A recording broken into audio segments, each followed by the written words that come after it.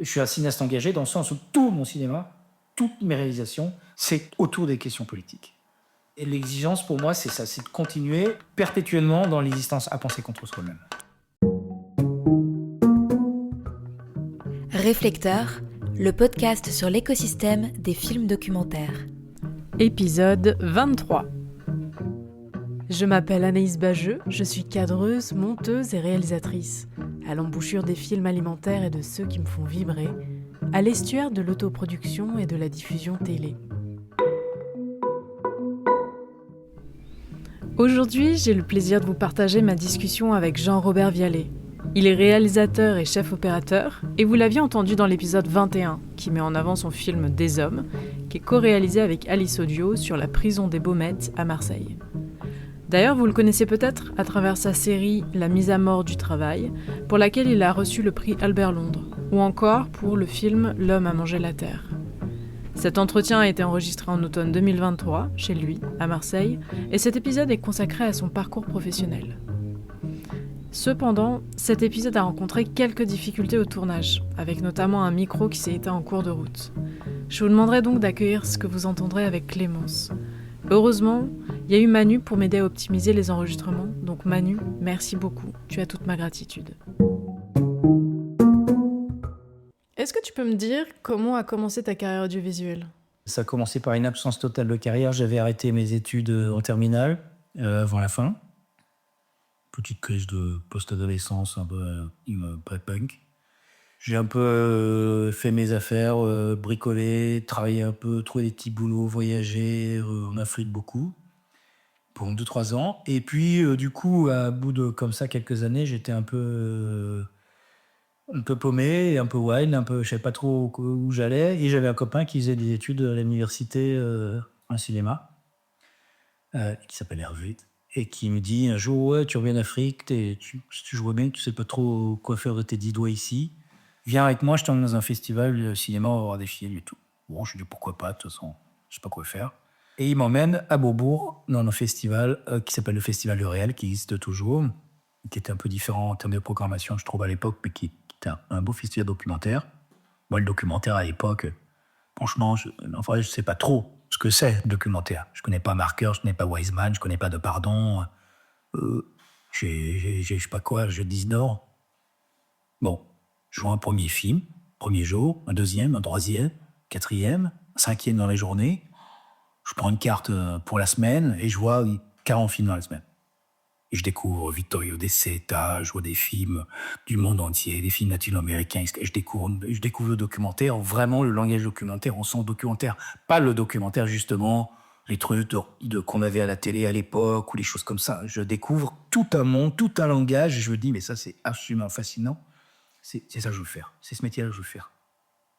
Vraiment évident, c'est évident à la fin de la semaine, j'ai trouvé le métier que je veux faire. Alors que je suis plutôt pas mal en errance, du moins à l'époque.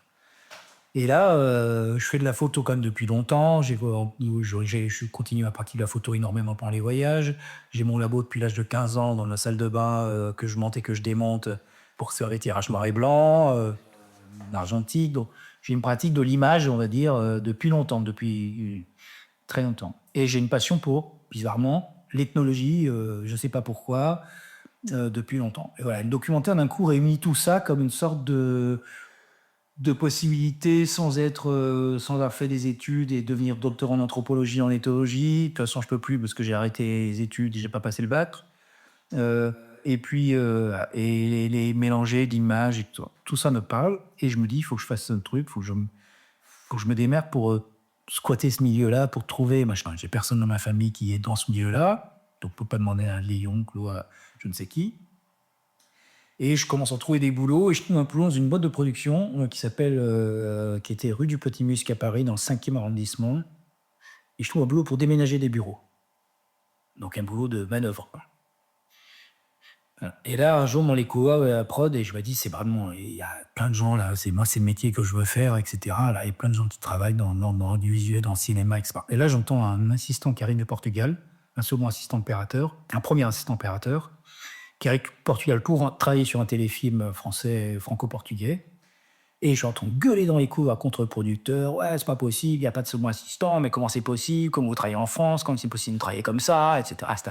Plus tard, je comprendrai que c'est un méga mec super bien, que j'adore toujours, super syndicaliste. Je trouve ça absolument pas normal que le tournage soit organisé comme ça et tout. Et moi, donc, du coup, dans la journée, je repère le gars. Dans la journée, j'essaie de le choper. Et entre deux déménagements de bureau, hop, je me présente à lui. Je suis tout jeune. Je lui dis bonjour. Je n'ai jamais fait de cinéma. Je ne sais pas du tout ce que c'est que l'assistant opérateur exactement. Mais je suis très débrouillard. J'ai fait de la photo toute ma vie. Si jamais vous pouvez me prendre pour vous aider sur votre tournage, ce serait super. Et là, le mec me dit, ah bon, mais tu sais charger un magasin de caméras? On tourne encore en pellicule à l'époque, hein, des tourniquets filmés en Super 16. Et tout ça. Et puis, moi, on me dit, ouais, t'as qu'à venir oser sa caméra demain, en Seine-Saint-Denis, dans les labos de Seine-Saint-Denis. Et puis, donc, le lendemain, je me retrouve oser sa caméra, on s'entend super bien, il me montre comment on charge un magasin, il me dit, tiens, et c'est bien, je le regarde de t'embaucher comme stagiaire et que tu vas venir m'aider sur le tournage, etc. Et je me retrouve comme ça, stagiaire dans l'équipe image, à faire un boulot de second assistant sur un tournage de fiction, un téléfilm pas très intéressant. Je me souviens plus trop ce que c'était, je sais même plus comment ça s'appelle. Je me souviens qu'il y avait Francis Huster dedans et Victor Lano, un truc comme ça. Je crois que c'était ça. Bon, enfin, un mauvais téléfilm, quoi.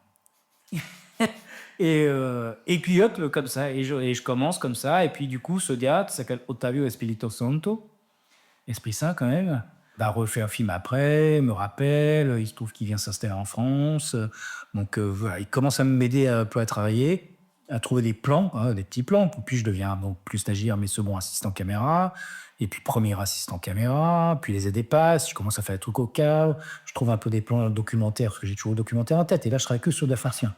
Je commence à trouver un peu des plans pour tourner sur les documentaires au cadre. Voilà, pas beaucoup, hein, mais voilà. Tout ça est un peu fragile. Tu fais plein de petits boulots pendant toutes les premières années quand même. Je continue à faire des petits boulots comme ça pour gagner ma vie. Et puis je commence à me retrouver petit à petit. Les années passent, 5, 6 ans, 7 ans.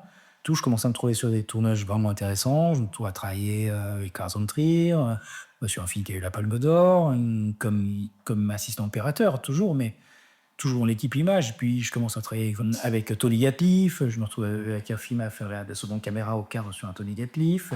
Voilà. Donc ma carrière de fiction, dans l'équipe image fiction, se passe très bien. Ça avance vraiment très très bien. Et puis là, j'ai toujours le documentaire en tête. Moi, ce que je veux faire, c'est du documentaire, c'est le réel. J'adore la fiction, c'est super. Je suis fou de films de fiction. J'apprends énormément par le biais de la fiction, etc. Mais ce que je veux faire, c'est du documentaire. Et voilà. Et donc, à un moment donné, à ce moment-là, je suis assez actif dans les squats parisiens, dans les squats d'artistes parisiens, notamment dans un squat qui s'appelle l'Anière Matrix. Puis je commence à me dire, il faut que je trouve un truc pour mon premier documentaire. Donc on me dit, je fais un film sur des copains squatteurs. C'est le début des caméras sur un DV, les petites caméras numériques. Je me démerde avec l'argent que j'ai économisé pour acheter une petite caméra perso. C'est tout début des home studios vidéo, où on a les premiers Final Cut qui sortent. Avant ça, tu peux pas monter chez toi, ça n'existe pas. Les studios son, ça existe déjà, mais en studio vidéo, tu peux pas le faire, quoi. C'est vraiment le tout début. C'est Final Cut 1, c'est la première version. Donc je l'achète, j'installe un ordi dans le squat, je commence à tourner mon truc et tout ça. Et là, la prod de von Trier me rappelle, en disant, Jean-Robert, Lars va faire son nouveau film, tu viens tourner avec nous, 3 mois au Danemark et en Suède, ça va être génial, tu vas voir, etc. Et je dis, non, de question. J'ai arrêté la fiction. Maintenant, j'essaie de faire du documentaire, c'est ce que j'ai envie de faire, etc. T'as quel âge à ce moment-là? 21 peut-être. Je crois que c'était 99, la Palme d'Or de Dancer in the Dark. Ça doit être ça, 21 ans. On est tous les dizaines de vie. Et donc là, ils me rappellent, ils disent il faut que tu viennes tourner, etc. Tournage de long métrage, 3 mois. Tout le monde veut travailler avec von Trier à l'époque, parce que c'est vraiment un réalisateur qui invente tout au cinéma, etc. Moi, je dis non. Bon, l'histoire fait que quelques mois après, un an et demi après, le film sort. Le film de Lars von Trier. Moi, j'ai fait un petit film sur les squats, j'ai même pas encore fini. Quasiment, je suis en train de finir en montage. J'ai pris un monteur dans les squats que j'ai formé, que c'est même pas que c'était l'icône du disque dur sur l'ordinateur quand il a commencé, etc., qui s'avérait être maintenant un monteur et maintenant un réalisateur génial. Je fais tout ça avec les potes. ambiance milieu des Strobat, quoi, avec tout ce qui va avec, un peu l'anarchie. Mais très intéressant, très créatif. Voilà, et je fais mon film, et là, le film de Lars sort, je vais voir au cinéma, je vois Dogville. Le film que j'allais refuser, quoi. Tu vois, Nicole Kidman, personne n'a jamais fait ça au cinéma, un décor tracé à la craie. Le film de ouf. Et je vous dis, putain, t'es vraiment con quand même, t'as tout arrêté la fiction, t'as refusé ce film, ça aurait été 3 mois de ta vie bien payé. Là, t'as plus ni thune, t'es en train de faire un documentaire pourri, sans producteur, juste parce que tu vas faire des documentaires. C'est n'importe quoi. C'est juste un film historique du cinéma auquel tu n'as pas participé. Voilà comment commence mon histoire, à peu près, à la va-vite, comme raconter la vie dans le cinéma. Voilà. Et après, ce film sur les squats qui a été projeté une seule fois dans toute sa vie de film, au Palais de Tokyo, puisqu'il n'avait pas de producteur, pas de rien. Il n'était pas prévu. C'est compliqué quand tu fais un film sans argent. Après, pour que le film ait dit, c'est complexe, quoi. Et en même temps, c'est le Palais de Tokyo, c'est pas rien non plus, au fond. Non, c'est pas rien, mais il a été projeté au Palais de Tokyo une fois. Ouais. Et c'est un film qui a été vu par, allez, près de 100 personnes. Une fois.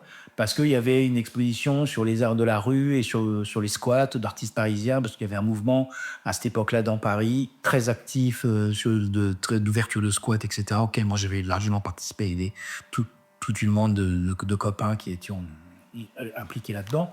Donc voilà, ça a commencé comme ça, et puis après, je me suis dit, il faut continuer. Et puis j'ai commencé à avoir des premières envies, à écrire un film sur les endroits où j'étais allé en Afrique, au Mali, et puis finalement, j'ai rien, j'ai pas trop de producteurs, rien, je suis même pas vraiment en fait allé complètement moi-même à l'époque réussir à aller vraiment au bout de l'écriture. Enfin, j'ai commencé à écrire plein d'idées, plein de projets qui étaient tous un peu maladroits au départ.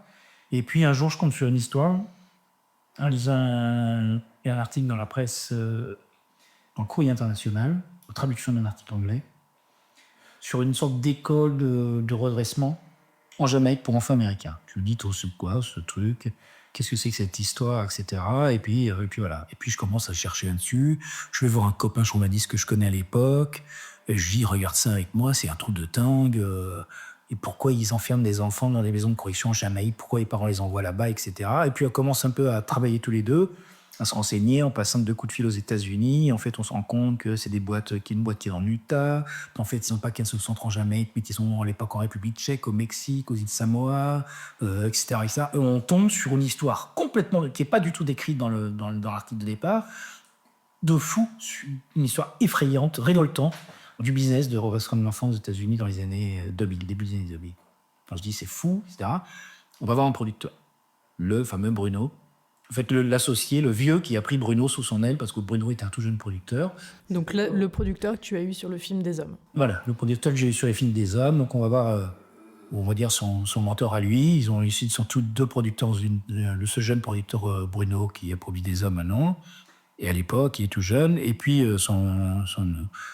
le mec qui lui a appris la production, qui est un producteur très installé, plus ancien, Paul Rosenberg, que je connais à l'époque parce que quand j'ai participé un peu à des documentaires, il se trouve que je suis passé dans sa prod comme cadreur pour quelques petits documentaires sur lesquels je tournais à l'époque où j'étais à la fois dans le cinéma de fiction et tout ça.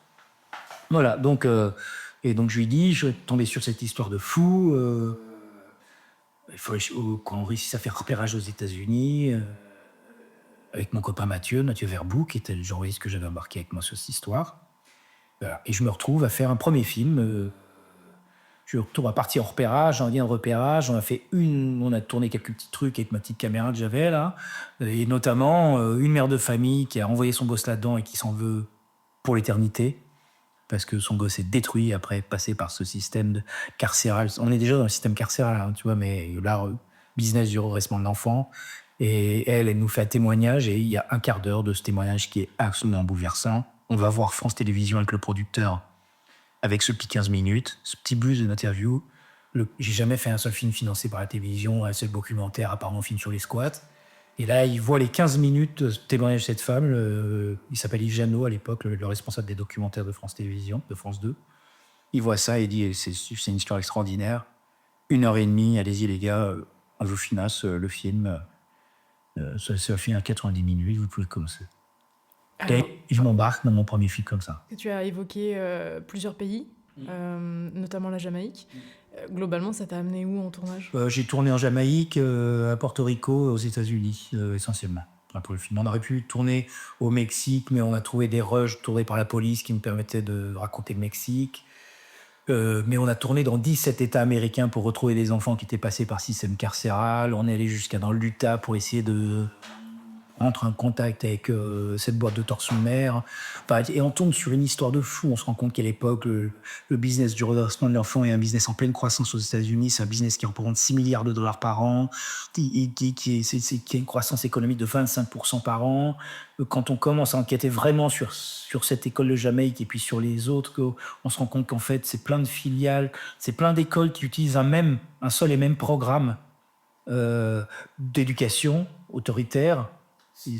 Et que ce programme, en fait, il vient d'une sorte d'autre entreprise qui est gérée par un type qui s'appelait Consultant, qui est basé dans l'Utah, qui est une espèce de survivaliste mormon radical de l'Utah, et qu'en fait, toutes les boîtes en République tchèque, aux îles Samoa, à Porto Rico, dans d'autres États américains, enfin, partout où il a des écoles, en fait, elles sont toutes juridiquement implantées sur ces territoires-là, mais elles sont toutes liées à la maison de mère, qui officiellement ne leur vend qu'un programme éducatif, mais qu'en réalité, et c'est le centre de Jamaïque est géré par le fils de de soi-disant de ce mec qui s'appelle The Consultant, en République tchèque, c'est des amis à lui, c'est des proches, et qu'en fait, il a monté toute une pieuvre qui est la plus grosse boîte de redressement de l'enfant et qui vend à des familles américaines qui ont peur que leurs enfants tombent dans la drogue, ou en fait, il y a juste des enfants qui font des crises d'adolescence. C'est pas des enfants qui sont des repris de justice ou qui ont un problème. C'est juste des enfants qui sont en crise d'adolescence. Et cette boîte vend à l'époque à ces familles le fait de prendre les enfants texto, des enregistrements téléphoniques ou le disent comme ça, et ils prennent des enfants, ils vont faire comme avec les Lego, ils vont les démonter en pièces, séparées, et ils vont les remonter comme il faut et pour toujours. Et ça passe par des trucs complètement adolescents qu'on découvre, que les enfants sont kidnappés chez eux sous contrat avec les parents, que voilà, la boîte en plus des 30 000 $ par an, quand tu mets ton gosse là-dedans, ils vendent aux parents un service supplémentaire qui est le kidnapping de ton propre gosse chez toi pour que ça commence par un truc un peu violent, un peu tough, pour que le choc du début voilà, que en plus, pendant qu'il y a d'autres services qui sont vendus et un peu obligatoires, qui est pendant que ton enfant est enfermé dans les camps de redressement à l'autre bout du monde parfois, que toi, en tant que parent, tu suis des séminaires en lesquels on te met devant des cercueils et on dit il va falloir que vous fassiez le deuil de votre enfant parce que quand vous allez retrouver, il sera plus pareil. Enfin, tout un truc qui s'inspire des mouvements sectaristes, etc., mais qui en fait du pur business et qui emporte des milliers de familles là-dedans et qui avec des enfants qui sortent, qui sont totalement détruits à la sortie. Et donc, ce film complètement m'habite, me porte, l'enquête, etc. Moi, j'ai jamais fait d'enquête, je me vois pas du tout comme journaliste. J'ai été au Festival du Réel, j'ai vu les images de ce festival. Je ressemblais au grand documentariste, immersif, à De Baraton, à Wiseman, voilà, tous ces éventuellement marqueurs, qui est celui que j'ai déjà dû à l'époque le plus. Je m'imagine pas du tout, moi, comme un réalisateur qui va commencer en close sa carrière en faisant des enquêtes. Mais après, la vie, elle arrive comme ça. Cette histoire politiquement me révolte tellement, je trouve tellement dingue que pendant 2 ans, avec mon copain journaliste, on s'embarque là-dedans. Avec lui, à son contact, j'apprends un peu le journalisme. À mon contact, il apprend un peu le maniement des images et du son. Et puis, on fait ce film à 2, quoi, qui a un assez bon, super... qui est un film très remarqué quand il sort. Et un peu par accident... je me retrouve à commencer à faire des films d'enquête. Voilà. Je m'imaginais pas du tout faire des films d'enquête, ça m'intéressait pas du tout au départ, aussi comme ça. C'était pas évident pour moi, je voulais faire du film, autre chose. Et après, toute ma carrière va se dérouler entre différents langages, de temps en temps partir sur l'enquête parce que politiquement, ça me paraît essentiel. J'essaye quand même que ce soit des langages le plus documentaires possible, même s'il y a de la voix off, même s'il y a des interviews dedans, etc., parce qu'il faut de la pédagogie pour expliquer les choses, pour démontrer, pour prouver, etc. Mais j'essaie d'y mettre le plus possible ce que j'ai appris au cinéma, c'est-à-dire une exigence à l'image, une exigence d'un montage des scènes, mais en histoire. Lui, il était une fois dans le récit, pour votre intérêt, etc. Et puis, de temps en temps, je fais des films beaucoup, très différents, immersifs, sans voix off. Et je vais osciller comme ça, ma carrière sur le langage un peu différent. Combien de films t'as à ton actif aujourd'hui ? Une quinzaine de films, mais bon, certains, j'ai fait par exemple une série qui durait 6 heures, j'ai fait des critiques, des films en 3 épisodes, d'autres en 2, des films unitaires, donc je dirais peut-être une bonne quinzaine de films au moins. Je parle des films financés et diffusés, pas de tout le reste. D'après toi, les titres des films qui sont les plus connus aux yeux du grand public, ce seraient lesquels ? La mise à mort du travail, qui est une trilogie sur le monde du travail pour lequel j'ai eu le prix Albert Londres, et pas mal d'autres petits prix. Voilà, là d'un coup, on m'a dit t'es journaliste. Moi je dis mais non, je suis pas journaliste, moi je suis documentariste. Et je veux dire, moi je suis, voilà, c'est arrivé comme ça. Donc j'ai les deux en fait, un peu les deux. Après j'ai fait un film qui est moins connu du grand public, mais qui a très fortement touché des gens qui m'ont vu et qui était un peu nouveau, peu courant en tout cas quand je l'ai fait, parce que c'était en 2000, il est sorti en 2009 je crois, qui s'appelait Manipulation de l'histoire française, qui est donc une série documentaire de 6 heures, mais vraiment construite comme une série de fiction, comme on fait les séries de fiction aujourd'hui, avec des espèces de teasers de début, des cliffhangers de fin, toute une structure de série vraiment haletante, et qui reprend l'affaire Clearstream, toute l'affaire Clearstream, et qui, à travers l'histoire de l'affaire Clearstream, cette espèce de bande des banques, là, etc., refait toute une histoire de la corruption, des financements illégaux des partis politiques français depuis 30 ans. Donc un truc complètement dément, baroque, une énorme série, très complexe à faire, très difficile, absolument passionnante. Et là, je l'ai fait avec l'aide de 2 autres journalistes, avec Pierre Péan et une jeune journaliste qui s'appelle Walès Saratinier. Voilà. Et puis après, un film, dans les films qui est un peu marqué, il y a un film que j'ai fait il y a pas très longtemps, à peu près en même temps que Des Hommes, qui s'appelle L'homme a mangé la terre, qui est un film sur la question environnementale, qui est une histoire du capitalisme industriel, en fait, mais vu sous le prisme environnemental, une autre histoire du progrès, le progrès comme on ne l'a pas raconté à l'école, quoi. Qui est un film, qui fait encore d'ailleurs une énorme carrière, dans le sens où je pense qu'il a été vu par 5 millions de gens déjà, ce film, et il continue tout le temps à se projeter. On demande des projections, on parlait des projections de diffusion des films, ça, qu'on n'arrête pas de me demander qu'on continue de demander des projections de ça. Donc ça, c'est un film qui a vraiment une vie après la diffusion télé sur Arte, etc., qui est une vie vraiment incroyable, quoi, qui continue à fonctionner. Et c'est un film que j'aime beaucoup, moi, que je trouve très important politiquement à l'époque, et que j'ai beaucoup de plaisir à faire avec tous les gens qui m'ont accompagné, Emmanuel Yacoubila, le documentaliste, Tal Zadar, le montage, Victor L, le producteur. Enfin, vraiment, c'était un film petit. On parlait d'aventure cinématographique, à quel point un film peut être une aventure cinématographique et une aventure de vie. À un moment donné, ça, c'est vraiment, voilà, c'est un film de copains.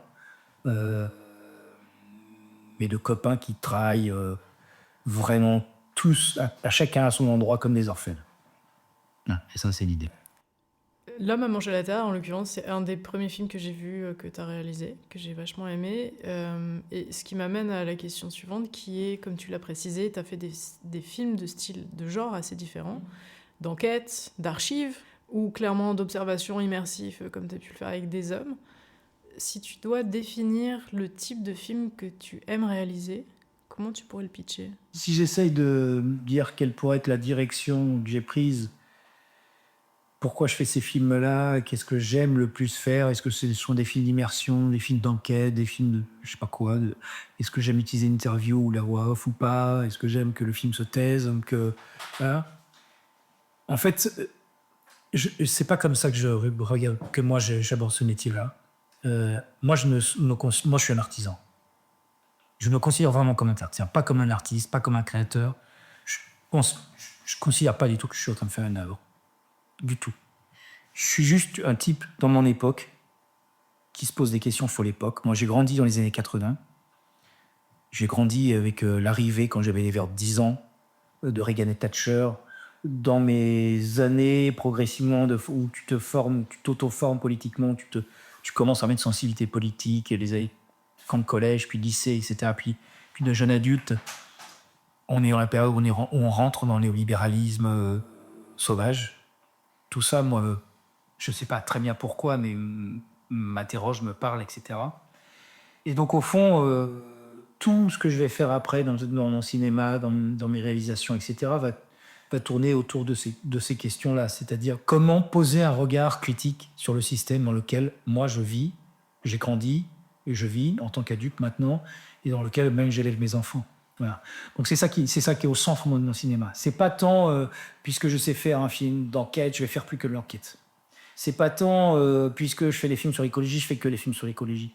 C'est pas tant, je veux faire des films de cinéma pour être reconnu comme un cinéaste de cinéma, je m'en fous, en fait. C'est même, je suis content d'être reconnu. Je suis reconnu, et effectivement, dans le milieu, je suis assez reconnu. Je suis content d'être reconnu, je vais pas cracher dans la soupe, c'est vrai. Mais c'est pas ce qui compte pour moi quand un projet démarre, quand une envie démarre, quand un sujet se présente à moi, quand un personnage se présente à moi.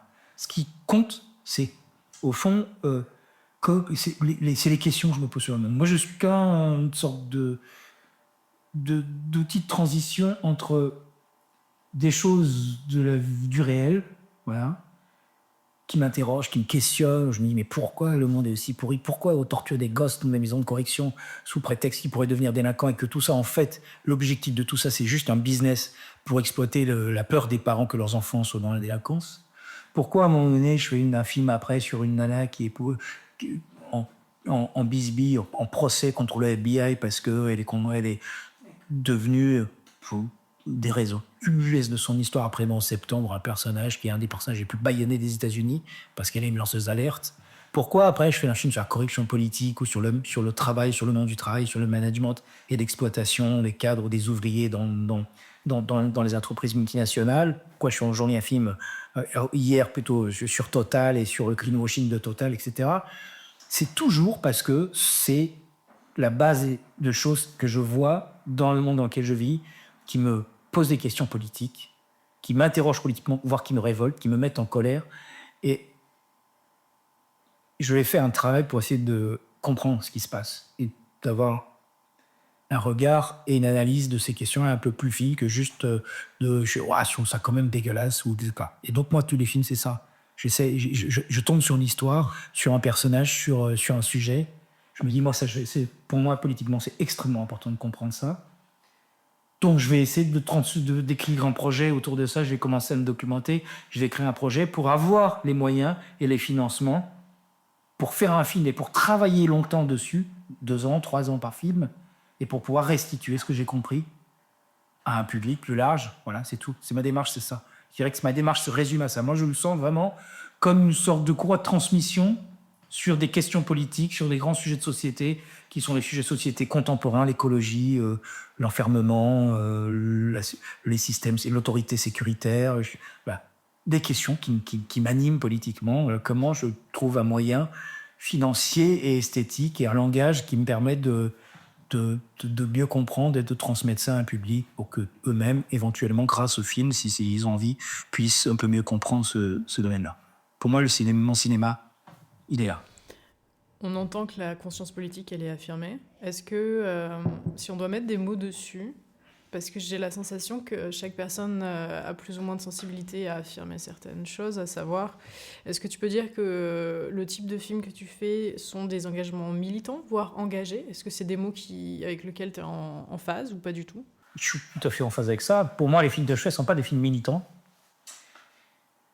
sont des films engagés. Ce ne sont pas des films militants parce que ça m'intéresse plus quand je fais un film sur la torture des gosses dans les maisons de correction américaines. Ça m'intéresse plus, plutôt que le film séduise la gauche démocrate américaine et tous les gens qui pensent comme moi, progressistes, qui se disent quand même, c'est pas possible, comment on en arrive à comme ça un système qui torture les gosses pour faire du business, etc. Ou soi-disant parce qu'il faut les redresser pour qu'ils se comportent comme des petits soldats en société, etc. Je préfère, ça m'intéresse pas de convaincre les démocrates progressistes. Évidemment, se disent que il s'agit pas de robotiser. Aujourd'hui, c'est pas un enjeu de robotiser la jeunesse. Ce qui m'intéresse, c'est de convaincre les conservateurs américains qui pensent qu'effectivement, il faudrait quand même que les enfants tiennent droit. Ce qui m'intéresse, quand je fais la mise à mort du travail sur le management et sur l'attitude des entreprises multinationales, la souffrance des salariés, les problèmes psychosociaux qu'il y a au sein de l'entreprise, des systèmes de manipulation du salarié, etc. Ce qui m'intéresse, c'est pas de convaincre les syndicats de salariés que j'ai raison de dire ça, comme ils le disent depuis longtemps. Ce qui m'intéresse, c'est de convaincre le lecteur du Figaro. Et c'est de convaincre quelqu'un qui va éventuellement se dire quand même la méritocratie, c'est tellement important, etc. Il faut bien quand même que les gens travaillent dans des entreprises parce que c'est ça qui tient un pays. Voilà. Donc moi, ça, je ne suis pas un cinéaste militant. Je suis un cinéaste engagé dans le sens où tout mon cinéma, toutes mes réalisations, tout mon travail dans l'audit de visuel ou dans le cinéma, c'est autour des questions politiques. Tout mon cinéma est politique. C'est donner des arguments. Et l'exigence, pour moi, c'est ça, c'est de continuer et perpétuellement dans l'existence à penser contre soi-même. Ce qui m'amène à la question de quelle façon tu fais passer ton message ou tu le réfléchis pour supposer qu'il peut être reçu par une personne qui pense de façon très différente. Si je schématise et tu me dis si c'est correct de le résumer de cette façon, c'est genre... J'ai la sensation que la plupart des réals ou des milieux intellectuels sont plutôt de gauche, et donc, en tout cas artistiquement parlant, j'entends. Est-ce qu'il existe des réals de droite ? Je ne sais pas répondre à cette question. Et donc, de fait, pour faire passer un message que tu souhaites percutant et pour qu'il y ait un éveil de conscience, est-ce que tu t'appropries des champs de communication que tu vas mettre comme dispositif de cinéma dans tes films pour justement amener un message qui puisse être reçu de façon... plus facile, si je puis dire. Est-ce que c'est entendable ? Ouais. Quand je fais un film, dans la discussion qu'on a eue depuis le début, je t'ai dit, pour moi, c'est très important de se dire, quand je fais un film avec de l'argent public, à quoi il est destiné, comment est dépensé cet argent public, à quoi ça sert et pour qui. Ça me sert à moi, à vivre. Ça me sert à comprendre la société dans laquelle je vis. Mais derrière ça, ce qui est plus important, c'est que ça sert à quoi ? En quoi le film est utile ? Il est utile, le film, s'il a un large public, ça tant mieux. Ça n'a pas toujours réussi, on n'y arrive pas toujours, c'est pas une science exacte. Et il est utile s'il permet à des gens de sortir un peu de leur cadre de pensée. Pour ça, ça veut dire que si tu fais un film qui a un aspect hyper militant, c'est-à-dire que d'un coup, c'est l'espèce de charge démoniaque, hyper de gauche contre la PAC conservatrice ou je ne sais quoi, etc. Si tu travailles comme ça, tu te prives de toute une partie du public qui vont dire « Ok, c'est bon, les militants de gauche, etc. Machin, Sainte-Soline, les bassines, ouais, ok, c'est quoi, putain, l'agriculture, et comment on nourrit le monde, etc. Bon, laissons, ok, allez, les gueulards, etc. » Donc ça, effectivement, moi, je fais très attention, je suis très attentif à ce que mes films ne ressemblent pas à des films militants. Je fais une différence entre militants et engagés. Ceci dit, ce sont des films très engagés parce qu'ils essaient d'aller très loin dans la démonstration pour faire la preuve, pour faire la démonstration que ce qu'ils essayent d'écrire, le film, que c'est implacable.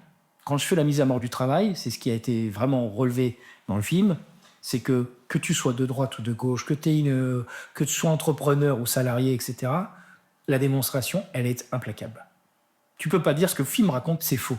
C'est basé sur des séquences, c'est travaillé avec des sociologues, il y a des chercheurs qui sont dedans, etc. C'est solide, c'est costaud, c'est implacable.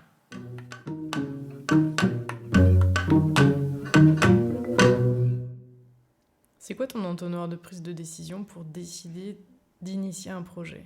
Tu vois, genre, là, ce que je me rends compte, c'est... Et je voulais revenir par rapport à la question précédente qui était... En fonction de l'âge, de l'expérience, des envies, il y a des tendances de sujets en fonction de l'actualité. Il y a des sujets que tu vas supposer être plus faciles à financer que d'autres aussi. Qu'est-ce qui fait que tu as envie de te dire je passe de l'idée à un projet et je peux commencer à plancher dessus pour le proposer ? La première chose, c'est quand j'aborde une histoire, un personnage, quelque chose, un sujet qui me réveille, est-ce que je sens comme ça à l'instinct ? Au premier stade, on va dire ça me questionne, ça m'intéresse. Est-ce que je sens que je peux l'avoir dans les tripes pendant plusieurs années ? Est-ce que je sens que ça peut m'habiter 1, 2, 3 ans, 4 ans ? Parce que c'est ça, et je sais qu'il va falloir ce temps-là pour le faire, pour le trou, pour l'écrire, pour trouver les financements, pour le fabriquer. Donc est-ce que je sens que je peux tenir moi la distance ? Est-ce que je sens que je peux courir la course de frais avec l'obstination qui est nécessaire ? Il faut y mettre à chaque fois, à chaque film, etc. Trouver l'argent, convaincre que les gens te suivent, convaincre les gens de t'écouter, convaincre les gens de machin, convaincre les techniciens qui machin plus d'exécutifs vont travailler avec toi, que tu vas dans le bon sens, te convaincre toi-même que t'es pas en train complètement de partir en sucette et machin, etc. et continuer à y croire, etc. Ça marche. La deuxième question que je me pose, c'est est-ce que c'est finançable ? avec cette idée-là, est-ce que je peux trouver suffisamment d'argent pour pouvoir avoir les moyens de faire le film que j'aimerais faire et que les gens qui travaillent avec moi soient payés correctement, c'est-à-dire au tarif NAMO. Bon, éventuellement au tarif syndicaux, etc., etc. Parce que par rapport au sujet que je fais, aux questions politiques qui sont dans le cinéma et tout ça, je ne vais pas commencer à faire des films pour travailler ma propre notoriété, disons je suis les filles, etc., avec les gens payés gratos. Ou éventuellement qui viennent m'aider sans thune. Tu vois, ou qui viennent m'aider avec des salaires négociés à la moitié du salaire syndical, etc. Pour moi, financer un film, c'est très important. Bien financer, pas seulement pour moi-même, déjà pour vivre, pour pouvoir vivre et pour pouvoir me consacrer entièrement à ça, mais de la même manière, pour tous les gens que je vais faire travailler, pour que ces gens-là soient rémunérés à la hauteur du travail qu'ils fournissent. Bon, ça, c'est la deuxième question que je me pose. Et la question est bien sûr du public, très importante. Vers qui va le film, quoi. Est-ce que ce film, c'est la troisième, effectivement, qui est en même temps que la première, en fait, c'est bon. Est-ce que ce film a un message, je l'avais dit avant déjà, est-ce que ce film a un intérêt quelconque pour un public plus large, qui n'est pour un public autre que moi, que mon propre cerveau, quoi.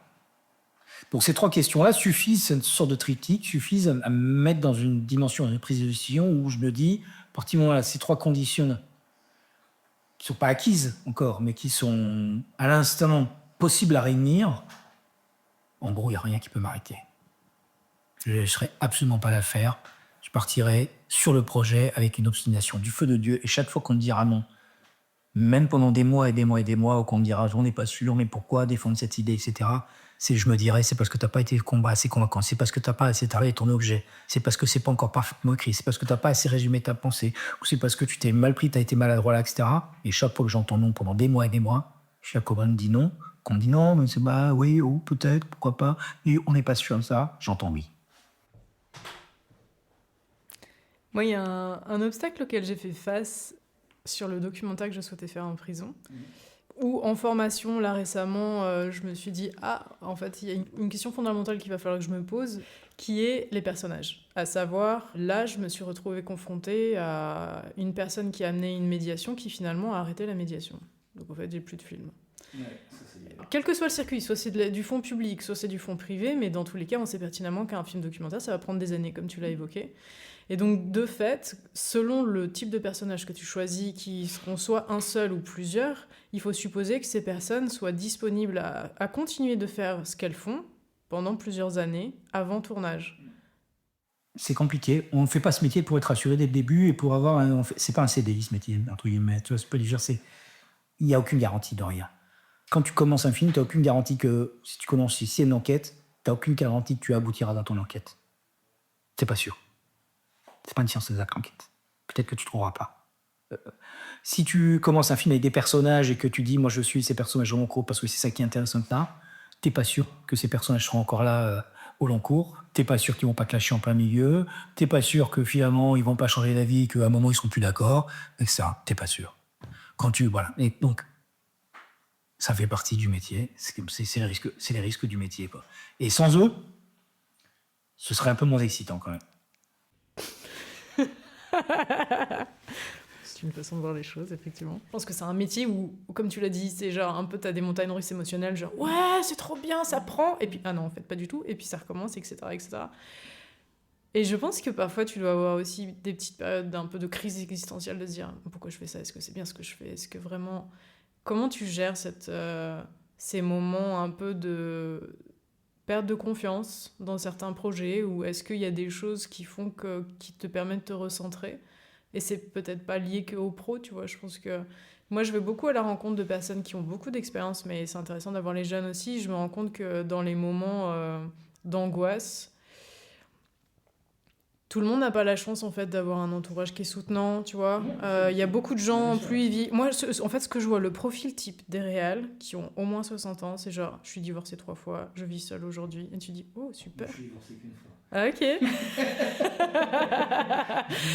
Mais l'idée, c'est pas de juger, tu vois. C'est plus de se dire, ok, je pense qu'on a un métier de solitude qui amène une passion qui peut être dévorante, qui peut être chronophage, qui peut avoir un impact sur la vie personnelle aussi, tu vois. Et donc, de fait, comment on gère pour l'ambition de notre projet, pour mener à bien ce projet jusqu'à la fin, et en même temps, Donc, de s'apaiser soi, d'être en contact d'autres personnes. Enfin, voilà. Comment toi, tu vis tous ces moments-là? On se démerde, on se débrouille, c'est que la débrouille. C'est pas une science exacte. Quand même. Je veux faire du bateau. Ouais, non, mais je veux dire, comment tu équilibres entre ta vie personnelle, l'implication et l'investissement que tu as dans les films.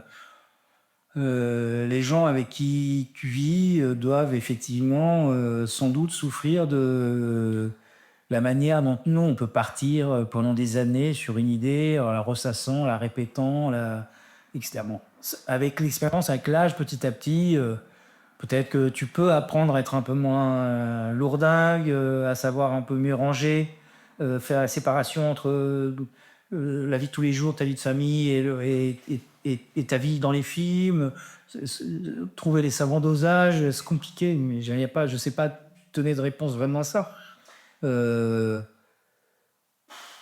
C'est aussi on est comme ça, quoi. Je veux dire, on fait ces métiers-là pas parce que on nous a dit qu'il fallait faire ces métiers-là ou parce qu'un jour on nous a proposé tiens, tu veux pas faire du documentaire, si tu veux j'ai une place. Ça n'existe pas. On fait ces métiers-là parce qu'à un moment donné c'est ça qu'on voulait, il fallait qu'on les fasse, quoi. Donc ça nous constitue. Quand ces engagements, c'est que c'est un artiste peintre, un plasticien, une plasticienne, c'est pareil, d'être plasticien. Donc, quand l'entourage, la vie de famille que tu vas construire ou pas, etc., moi, ils savent que tu es comme ça au départ, quoi. Que je veux dire que il faut te prendre en partie comme ça, et au contact de l'autre, au contact de la vie de tous les jours. Toi, tu vas réussir quand même à aménager, à changer des petites choses, tu vois, à réorganiser un peu ton être pour ce soit plus compatible ou parce que tu veux essayer d'être un peu plus attentif à l'autre ou à l'entourage, etc. Donc, tu vas faire encore une fois à la débrouille, un peu plein de choses, des arbitrages comme ça, mais je peux pas te dire ça marche comme ça et ça marche pas comme ça. Ouais, les films, ils m'habitent, moi. Et ils habitent tous ceux qui en font. Mes histoires, ouais, elles m'habitent. Ça me quitte pas pendant 1 an, 2 ans, 3 ans. Je les ressasse, je les répète. J'utilise mon entourage, mes copains, ma nana. Et ça, je les utilise comme test. C'est-à-dire, je me demande comment je fais mes films. Je vais te dire comment je fais mes films au départ, avant de les écrire ou pendant l'écriture. C'est relou. Et maintenant, tous mes copains, tout mon entourage se marre avec moi. Jean-Robert, tu nous emmerdes avec tes histoires, etc. Mais comment je fais? Je teste mes histoires sur les autres. Tout le temps. C'est vrai que dans le début d'un projet, je dis je suis sans projet, je le raconte, je le raconte. Alors je le faisais encore plus avant. Maintenant, j'essaie de calmer un peu, mais je le raconte. Et tant que j'arrive pas à capter mon auditoire, les gens devant 3 bouteilles de vin, 5 copains, ou ma nana un soir comme ça, en discutant, papotant, etc., en buvant un verre et ça. Tant que je sens que je ne suis pas, ça se voit quand on n'est pas convaincant. On sait quand on n'est pas convaincant. La discussion, elle est là, tu fais ça, c'est vachement bien, etc., puis machin, etc. Si, au bout de 10 minutes, t'as pas tout le monde qui a un peu des questions en main, c'est ton histoire et tout, et c'est vrai que c'est que ça marche pas, c'est que t'as pas su la raconter. Moi, je commence vraiment à rentrer et à aller voir les producteurs et tout, que quand j'ai vu qu'autour de moi, tout le monde me dit ton truc, c'est une histoire de fou, c'est une histoire de dingue, faut que tu marches, c'est passionnant, etc., etc. Avant, je sens que je suis pas prêt, je sais pas la raconter aux producteurs, à ceux que je vais devoir convaincre, qui vont devoir eux-mêmes convaincre d'autres gens pour mettre de l'argent dans ce film-là. Donc ouais, c'est heureux, en fait, pour les autres. Mais en même temps, là, c'est tout, c'est la vie, ça fait partie des gens qu'on est, des personnages, et après, ouais, dans la vie, il faut savoir doser. Et les histoires nous habitent. Comment les lâcher, comment lâcher prise, c'est l'histoire de l'existence, hein. C'est compliqué, ta question. Oui, je sais. C'est pour ça que je la pose. C'est foutre en rien. Faire du bateau. Bah oui. Voiles, voilà. Tu lâches prise parce qu'à un moment, tu mets les voiles, tu parles plus de film, tu parles plus de sujet, de reportage, d'histoire, plus un personnage, t'es là, t'es concentré sur le vent, t'as la nature en face de toi, t'as la mer qui est tellement plus puissante. Voilà, il faut se faire aider en fait par une chose ou une autre pour lâcher prise de temps en temps, réussir à décrocher à quelqu'un d'autre que juste le fabricant, l'ouvrier dans tes propres films.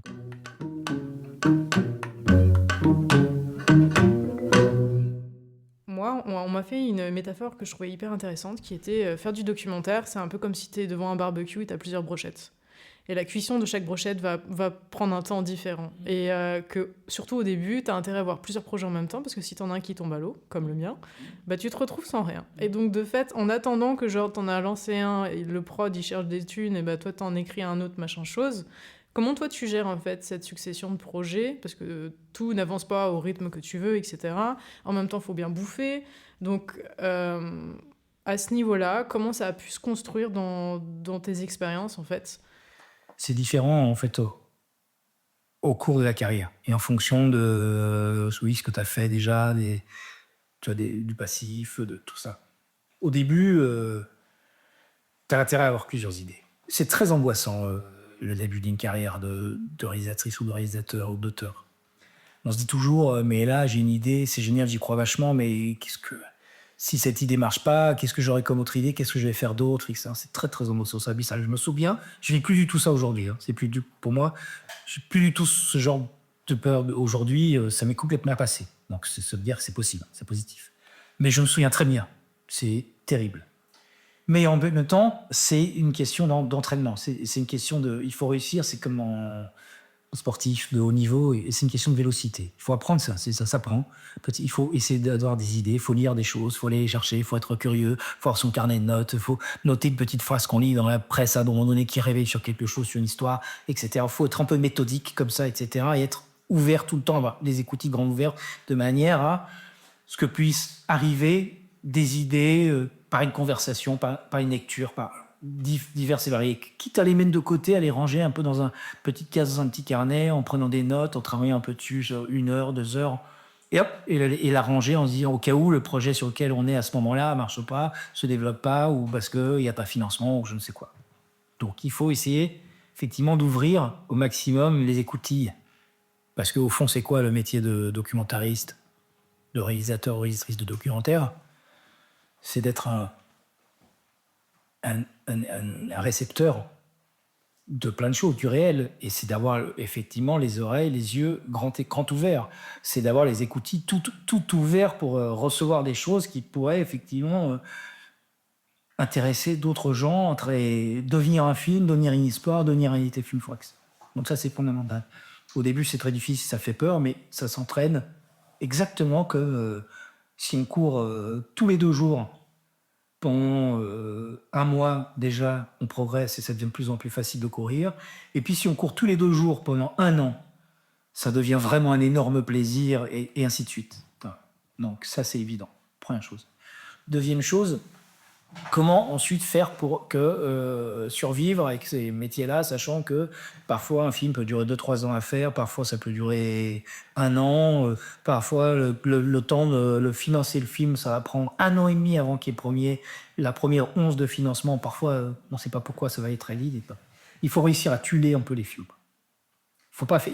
Moi, je ne suis pas un réalisateur de 2 films en même temps. Ça m'est arrivé très rarement d'avoir des choses qui s'entrechoquent au même moment, d'être sur 2 trucs en même temps. Ça m'est arrivé vraiment par accident parce qu'il y a eu des dérapages sur l'un ou un dérapage sur l'autre, donc ça s'est un peu mélangé. Mais sinon, la plupart du temps, quasiment dans 25 ans là, de carrière, ça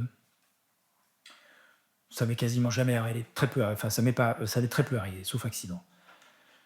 Mais il faut tuer. C'est-à-dire qu'il y a des moments où on est plus ou moins intime dans un film. Au début, on a une idée, on commence à l'écrire, on travaille sur l'écriture, etc. Effectivement, après, ce passage d'écriture, le producteur va demander de réécrire, de retravailler, on va le faire. Et là, le producteur va commencer à travailler. Et là, vous pouvez avoir une fenêtre de 1 mois, 2 mois, 3 mois de temps, un peu d'attente. Que les premières réactions de financeurs, de Shell, que ça arrive, de commissions, que les commissions se présentent, qu'on puisse déposer le dossier, etc. À ce moment-là, malheureusement, ce serait bien de pouvoir débrancher et aller faire 2 mois de voile. Mais c'est pas forcément le bon moment. Il faut commencer à travailler à autre chose d'une autre idée.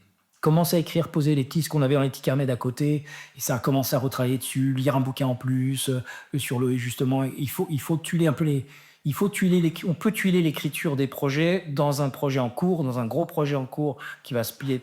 Il y a des moments où on a des moments de liberté, il y a des moments où il faut se reposer un peu, mais il faut tuer l'écriture, préparer l'écriture pour que quand on arrive à la fin du film en cours, ou en tout cas dans la période juste avant le montage, ne soit pas loin d'avoir déjà, avant le montage du film suivant, parce que le montage va vous prendre toute votre vie, le moment du montage.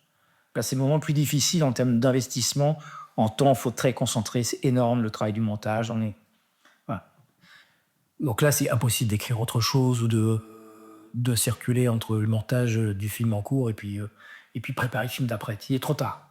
Il faut avoir commencé à préparer l'écriture et qu'elle soit déjà bien avancée avant de rentrer en montage. Et là, quand le montage est fini, après, il y a tous les travaux techniques, le film, post-production, machin, etc. Tout la post-production qui vient, au gars, c'est moins un investissement et tout vrai, mais c'est moins pour le réalisateur. On peut fignoler l'écriture avec le producteur pour que le projet soit présenté assez vite. Donc ça, c'est pareil, ça se travaille. C'est exactement comme la métaphore que je faisais sur le footing, ça se bosse. Ça ne vient pas tout seul comme ça, réussir à bien tuiler, à s'organiser pour bien tuiler, mais honnêtement, avec un tout petit peu de discipline, sans être un... Ça ne parle pas d'une discipline militaire, hein, attention, il a mis un spectacle, donc c'est un peu on again, quoi. Mais bon, avec un peu de discipline, on arrive petit à petit, et avec de l'entraînement, et j'insiste là-dessus, hein. C'est-à-dire qu'avec une certaine discipline et un entraînement, essayer de s'imposer d'une régularité, parce qu'il n'y a personne qui nous demande de faire quoi que ce soit. Nous, on est tout seul dans ces métiers-là. Personne ne vous dit il faut que tu écrives maintenant, là, mets-toi à ton bureau pour écrire. Si on n'est plus étudiant, on n'est plus collégien, on n'a pas de patron vraiment au-dessus qui te dit il faut que tu bosses maintenant, il faut que tu écrives. Non, tu peux aller flâner, boire des coups. Donc, sans discipline à soi-même, sans s'imposer une discipline, c'est difficile de faire ce métier-là. Et dès qu'on commence un peu à s'imposer des disciplines de travail, etc., c'est vrai que on gagne en vélocité, on trouve des systématismes, des automatismes, on est de plus en plus efficace et on voit qu'on arrive à construire un système autour de soi qui permet justement un peu plus tard de bénéficier d'un peu plus de temps de respiration. Moi, c'est vrai que j'ai l'impression d'avoir cette carrière-là, ce métier-là. Si je reprends de mes 20 ans à mes 40 au moins, voire mes 45, j'ai l'impression de l'avoir fait en bossant tout le temps, comme un manal en apnée état, en permanence, sans jamais lâcher l'affaire. À part quelques tripes jusqu'à 35 ans, escalade à droite à gauche, quelques moments comme ça. Mais franchement, j'ai l'impression, quand je le regarde, ou quand je me retourne en arrière, j'ai l'impression que c'est 20 ans de... Alors, si je prends depuis que je fais des films en tant que réalisateur, donc plutôt, on va dire, tranche par à 28-29, ouais, j'ai l'impression que c'est 15 ans de en apnée complètement. Travailler le week-end, écrire le week-end, le soir. Je me souviens quand mon premier gosse, quand mon premier gosse Tristan avait 1 an, 2 ans, etc., pour pouvoir faire tout ce que j'avais à faire, parce que j'étais moins rapide qu'aujourd'hui, etc., et que je tâtonnais plus. Et je me levais tous les matins à 5h30 pour travailler entre 5h30 et 7h30 avant son réveil, parce qu'après, il fallait même aller à l'école, machin, etc. Donc, honnêtement, ça n'a pas été de tout repos, hein. C'était vraiment... mais ça m'a permis, effectivement, de commencer à avoir plus d'efficacité, plus d'entraînement. Et aujourd'hui, j'arrive maintenant à tuiler assez bien les films. Donc ça se tuile un peu naturellement. Je commence à écrire un film dès que j'ai un moment.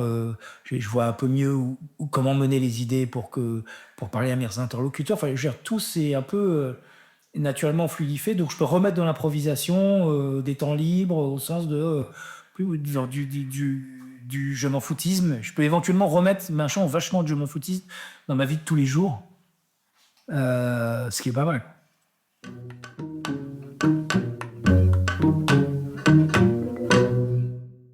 Pour toi, c'est quoi un film qui est réussi ? Que tu considères toi-même personnellement en tant que réel comme de tes films à toi, hein. À mon avis, un film qui réussit, c'est un film qui fait rire, ou qui fait pleurer, ou qui met en colère, ou qui donne envie de s'engager. Et c'est un film, quand tu le vois en projection et qu'il y a un public, d'autres gens autour de toi, etc., même si tu es un peu hidden, caché au fond de la salle, et c'est un film dans ta parente. C'est donc un film, on peut résumer, quand il est fini, tu te dis que À aucun moment du processus, quasiment jamais, en tout cas sur l'ensemble du travail, etc., t'as pas lésiné sur ton engagement dans le film. T'as pas triché, c'est pas lésiné. C'est un film, quand tu le vois, tu te dis que, quelle que soit la forme, il y a des choses que tu aimes moins, que tu aimes plus dedans, etc. Mais à la fin, si tu t'es dit, je n'ai jamais triché avec l'engagement de moi-même dans ce film-là, et le temps, le travail que j'y ai mis, la ferveur, l'obstination, etc., j'ai jamais triché. Donc je suis arrivé là, c'est ce que je pouvais faire de mieux avec ce film-là.